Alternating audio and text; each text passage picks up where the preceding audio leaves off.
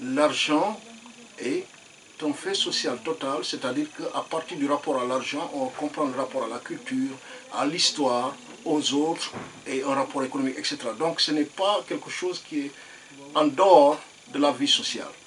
Et donc il se trouve que moi, ma formation de base, j'ai fait une école de commerce, et j'étais très intéressé, j'ai fait aussi de l'ethnopsychiatrie, c'est-à-dire comprendre les déviances par rapport à la culture.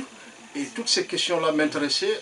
Avec la sociologie, j'ai trouvé le dénominateur commun, donc, qui est la monnaie.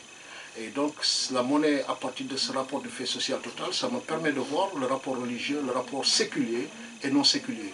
Parce que dans la société africaine où nous vivons, c'est un système d'endettement généralisé. Nit garabou nit, cela veut dire que l'on est en rapport d'endettement. On ne peut exister que si on tient compte des relations que nous avons avec les autres. Et ces relations-là sont dans un circuit de dette.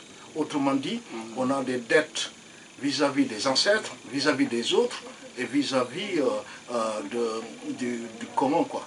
Mais la question essentielle dans ça, c'est que l'argent permet pratiquement de faire du paiement. Donc, or, le paiement du point de vue de l'anthropologie, quand tu payes quelque chose, tu mets fin à l'endettement.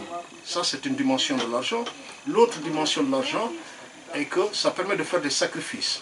Et en anthropologie, lorsqu'on fait des sacrifices, c'est des paiements qui n'ont pas de fin.